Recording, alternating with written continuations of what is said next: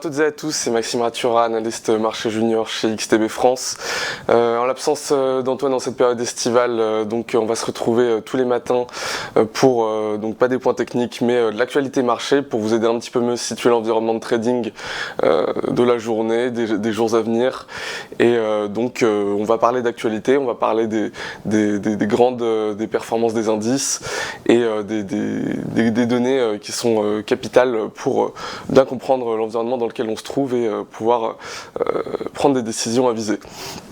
On va tout de suite commencer par le closing US, donc vous avez pu le constater, une clôture mitigée aux États-Unis. On a un S&P 500 qui a clôturé en stagnation, un Nasdaq qui a fait plus 0,21%, Dow Jones moins 0,36% et le Russell 2000 moins 0,91%. Donc on voit que les petites capitalisations ont un petit peu plus souffert que la Big Tech, que les grandes capis. Du côté de l'Europe, on est dans une situation un petit peu plus pessimiste. On a des indices qui ont globalement stagné et pour le CAC on était en clôture à moins 0,53%. Cette nuit, le Nikkei a continué de se reprendre, le Nikkei 225, donc qui avait initialement baissé de plus d'environ moins 12% la semaine dernière. On a quand même largement rattrapé les baisses occasionnées. Cette nuit, il a performé de plus 3,3%.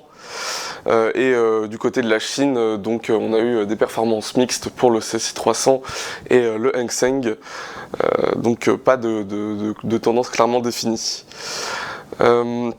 Ce matin, on a une situation qui est quand même beaucoup plus optimiste que ce qu'on a connu hier. Du côté de l'Europe, on est à plus 0,36 sur l'Eurostoxx 50, donc je parle là des contrats à terme, des niveaux matinaux sur les contrats à terme. Donc 0,36% pour l'Eurostoxx 50, 0,31% pour le CAC et 0,25% pour le DAX. Du côté des États-Unis, on a une situation qui est similaire, on est à plus 0,26% pour le S&P 500, 0,44% pour le Nasdaq et 0,33% pour le Russell 2000, donc des performances qui sont quand même uniformément positives et qui présagent d'une belle ouverture pour les indices aujourd'hui. Les conditions de volatilité, alors il faut faire attention aux conditions de volatilité, elles justifient le titre que vous avez pu voir sur cette vidéo. Qu'est-ce que nous cachent les indices?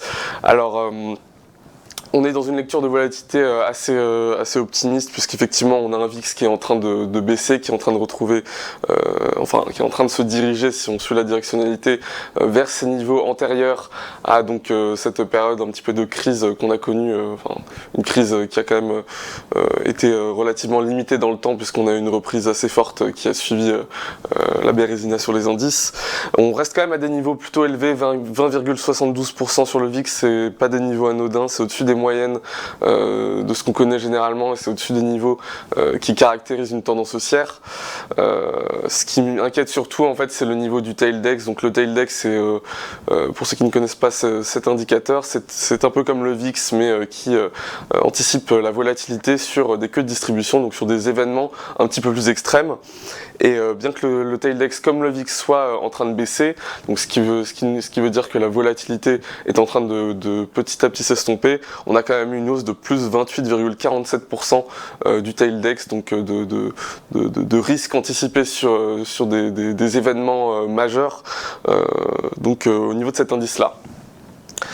Aujourd'hui, on constate quand même, en tout cas sur la clôture d'hier, que sur les options du SPY, donc l'ETF du S&P 500, on a une volatilité implicite qui est plus basse que la volatilité historique pour aujourd'hui sur les contrats, sur les options à échéance 1 jour. 0 jour, mais pour l'échéance 1 jour, on va repasser en volatilité implicite supérieure à la volatilité historique, ce qui veut dire qu'en fait l'IPC qui va paraître demain risquerait d'être un événement de marché que les investisseurs craignent, puisqu'ils anticipent effectivement une hausse de la volatilité sur cette séance. Donc aujourd'hui on devrait être un petit peu dans le calme avant la tempête, et puis demain on pourrait connaître une séance un peu plus agitée si toutefois les indicateurs d'aujourd'hui tendent dans ce sens, puisqu'effectivement on va avoir l'indice des prix à la production aux États-Unis à 14h30, ce qui va donc être le prélude de ce qu'on va connaître demain au niveau macroéconomique. Donc je vous rappelle la publication de l'IPC,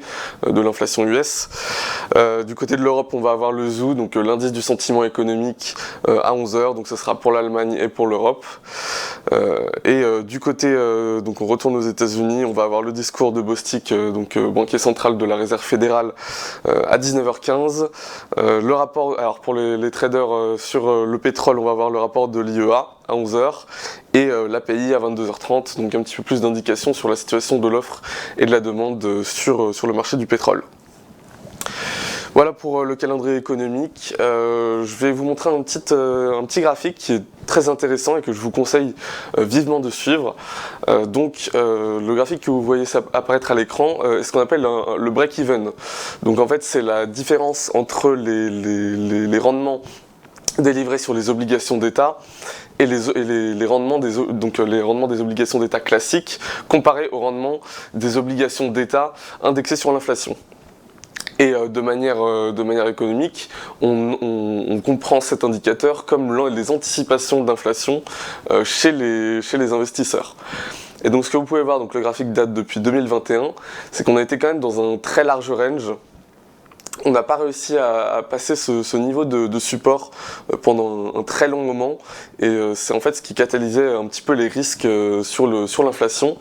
On a ici le niveau de 2%, donc l'ordonnée est à comprendre en pourcentage. On était quand même au-dessus des 2%, ce qui est l'objectif d'inflation de la Fed.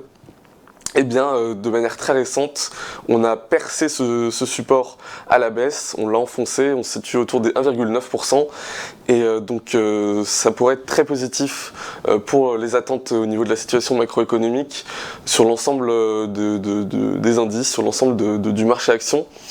Et voilà, un indicateur très important à suivre et qui nous donne clairement un signal très positif au niveau des attentes vis-à-vis de l'inflation. Ce qui clôture donc notre émission. J'espère que ces informations vous auront été utiles. Je vous invite à liker la vidéo, à la commenter. Et je vous souhaite une très bonne séance de marché. Je vous donne rendez-vous à demain. Au revoir.